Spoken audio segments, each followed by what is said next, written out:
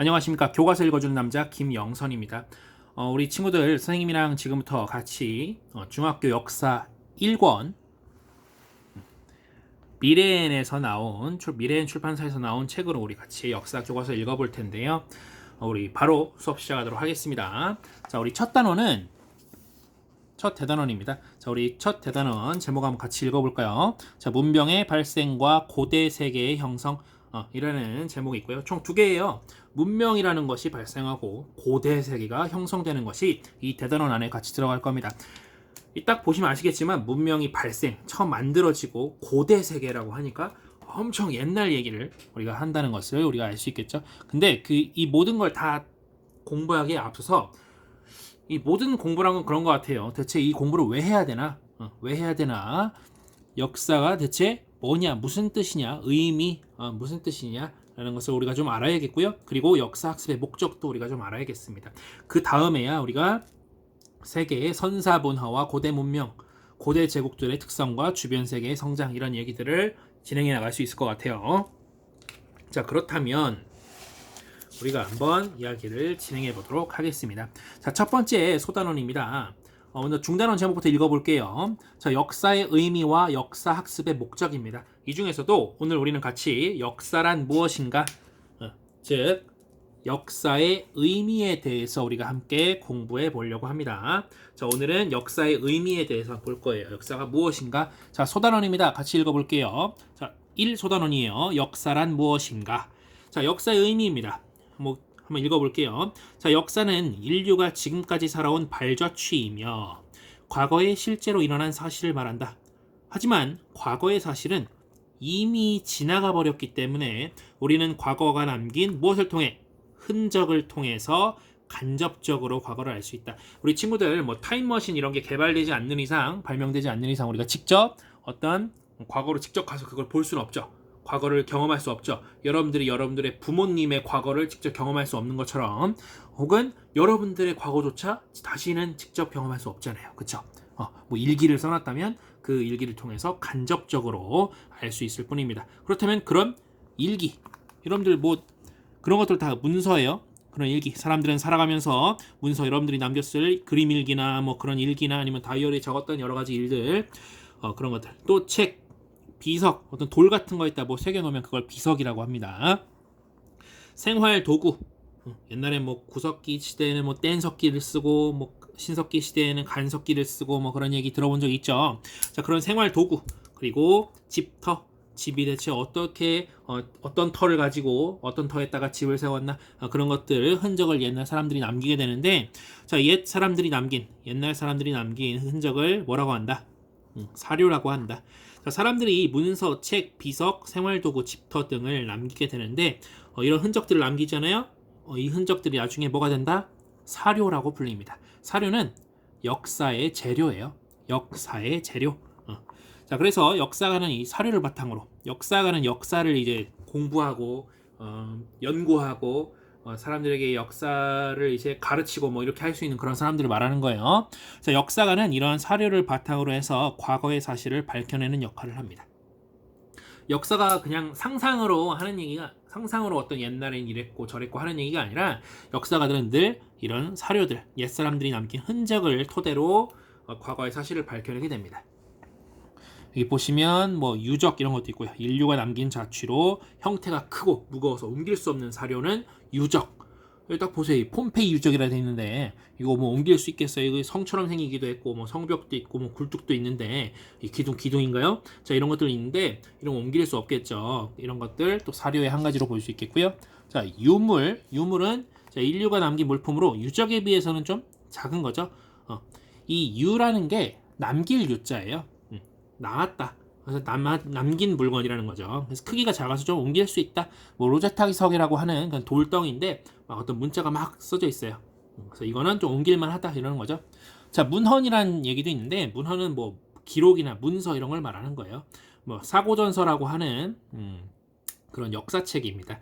자, 조상들이 문자로 남긴 기록이나 자료를 우리는 문헌이라고도 볼 수 있겠습니다. 자, 그렇다면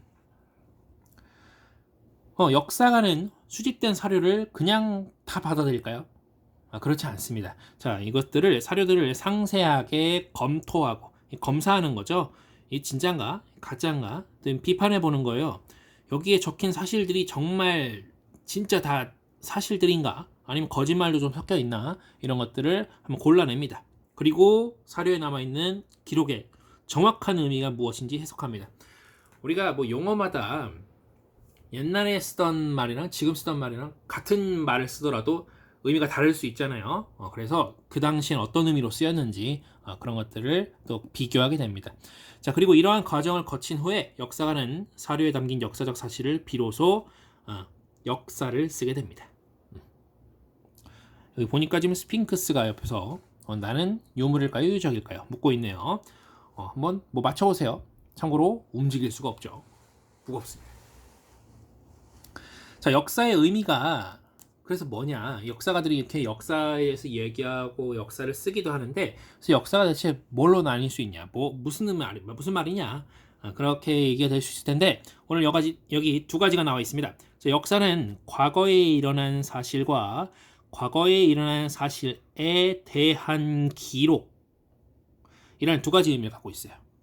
자, 그러니까 다시 한번 읽어볼게요. 여기도 써 있는데, 과거에 일어난 사실로서의 역사는 과거부터 현재까지 인간이 살아온 과정에서 일어난 모든 사실 그 자체를 의미하기 때문에 객관적이라고 할 수 있습니다. 객관적인 거예요. 과거에 일어난 사실, 객관적이라는 것은 누가 봐도 동일하다는 겁니다. 누가 봐도 동일하게 보인다는 거예요.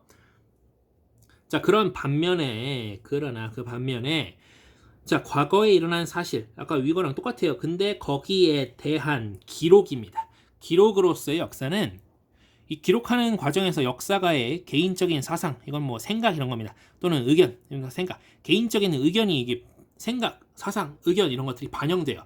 들어갔다는 거죠. 그래서 이것은 객관적이라기보다는 주관적이라고 볼 수 있습니다. 주관적 의미가 포함될 수밖에 없어요. 왜냐? 기록이니까. 자, 같은 역사적 사건과 인물도 보는 관점과 시대에 따라 다르게 해석될 수 있다.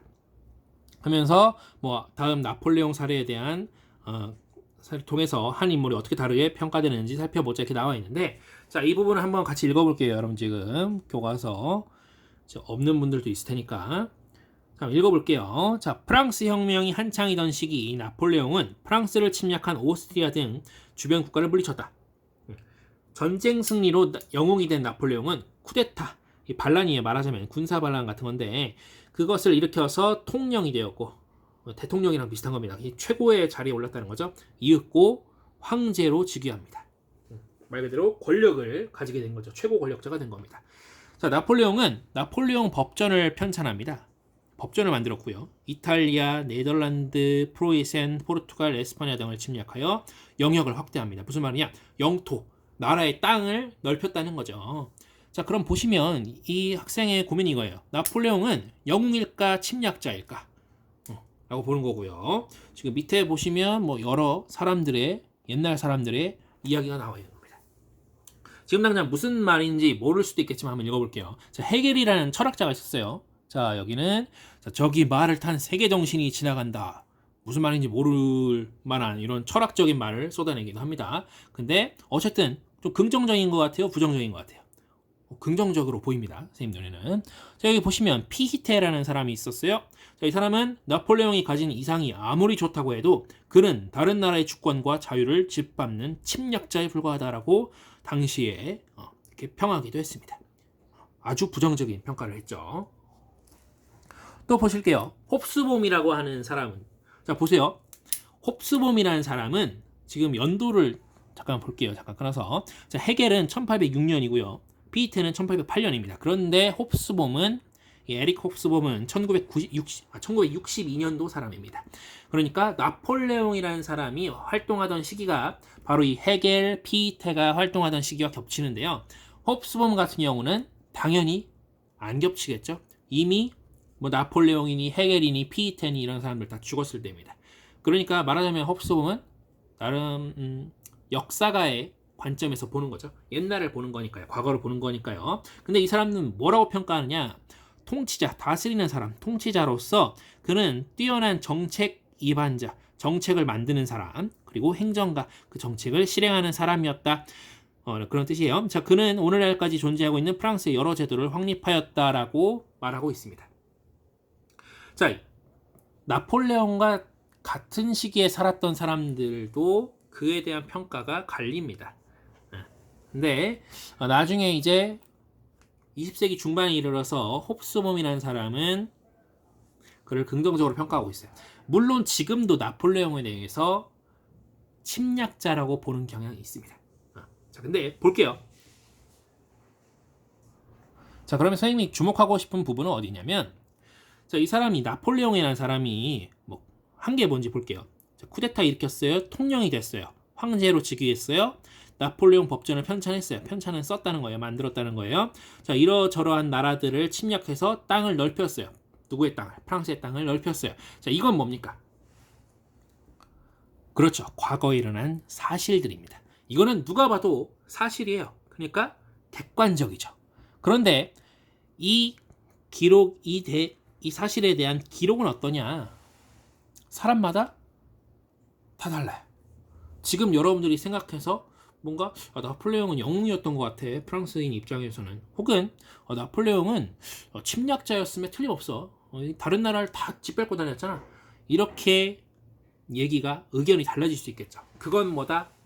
바로 과거에 일어난 사실에 대한 기록이다. 그래서 어떻게 된다? 주관적 의미가 포함된다는 것을 알 수가 있겠습니다. 자, 역사가 무엇인지 우리가 같이 보았습니다. 자, 역사가 무엇인지, 역사라는 것이 뭐 옛사람들이 남긴 흔적이고 그것들을 사료라 부르고, 뭐 역사가는 그 흔적들, 사료들을 활용해서 역사를 쓰기 시작하고, 근데 그 역사 중에는 두 가지 의미가 있다. 객관적 의미, 즉 과거에 일어난 사실과 주관적 의미, 과거에 일어난 사실에 대한 기록, 이 두 가지가 있다는 거예요. 자, 그래서 오늘 역사란 무엇인가에 대해서 함께 공부해 보았습니다. 이 영상 보시고 우리 역사가 대체 무슨 뜻인지 우리가 같이 다시 한번 되새겨보고 그랬으면 좋겠습니다. 다음 시간에는 역사 학습의 목적, 그래서 역사가 뭔지는 알겠는데 이거 대체 왜 공부하는 거냐에 대해서 우리 다음 시간에 한번 공부해 보도록 하겠습니다. 자, 오늘 이 시간은 여기까지입니다. 고생하셨습니다.